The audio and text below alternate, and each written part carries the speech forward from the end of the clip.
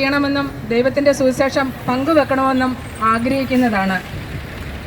ദൈവത്തിൻ്റെ ഹിതപ്രകാരം ഇവിടെ ഞങ്ങൾ ഇരുന്ന് ദൈവം സ്നേഹിക്കുന്ന മക്കളോട് ദൈവത്തിൻ്റെ വചനം പങ്കുവെക്കുമ്പോൾ എല്ലാ മക്കളിലേക്കും ദൈവസ്നേഹം ഒഴുകുവാനും ദൈവത്തിൻ്റെ കരുണ ഒഴുകിയിറങ്ങുവാനും ആഗ്രഹിച്ചുകൊണ്ടാണ് ഈ വചനം പങ്കുവെക്കുന്നത്.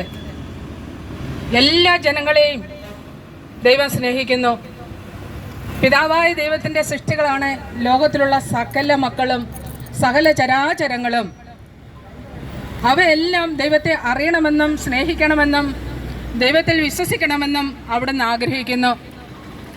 1 പത്രോസ് 5:6-7 തിരുവചനം ഇങ്ങനെ പറയുന്നു: ദൈവത്തിൻ്റെ ശക്തമായ കരങ്ങൾക്ക് നീളെ താഴ്മയോടെ നിൽക്കുവിൻ, തക്ക സമയത്ത് അവിടുന്ന് നിങ്ങളെ ഉയർത്തും. നിങ്ങളുടെ ഉത്കണ്ഠകളെല്ലാം അവിടുത്തെ ഏൽപ്പിക്കുവിൻ, നിങ്ങളുടെ കാര്യങ്ങളിൽ അവിടുന്ന് ശ്രദ്ധാലുവാണ്. പ്രിയപ്പെട്ടവരെ, നമ്മൾ ഈ ലോകം മുഴുവൻ സ്വന്തമാക്കുവാനും നേടിയെടുക്കുവാനും ഓടുന്ന ഓട്ടത്തിൽ ദൈവത്തെ മറന്നു പോകരുത്. ദൈവത്തിൻ്റെ സ്നേഹം നഷ്ടമാക്കരുത്. ദൈവം നമുക്ക് നൽകിയ രക്ഷ സ്വന്തമാക്കാതെ കടന്നു പോകരുത്. ദൈവം നമുക്ക് നൽകിയ രക്ഷ വലുതാണ്, അതിന് വലിയ വില കൊടുക്കണം. അവിടുന്ന് വചനത്തിൽ പറയുന്നു, മത്തായിയുടെ സുവിശേഷം 16:26 പറയുന്നു: ലോകം മുഴുവൻ നേടിയാലും നിന്റെ ആത്മാവ് നഷ്ടമായാൽ എന്ത് പ്രയോജനം? നമുക്ക് ഈ ലോകത്തിൽ ജീവിക്കാൻ വേണ്ടുന്ന എല്ലാം ദൈവം തന്നിട്ടുണ്ട്. എന്നാൽ അതിലുപരി നേടാനായിട്ട് ഓടുമ്പോഴാണ് നമ്മുടെ ആത്മാവ് നഷ്ടമാകുന്നത്.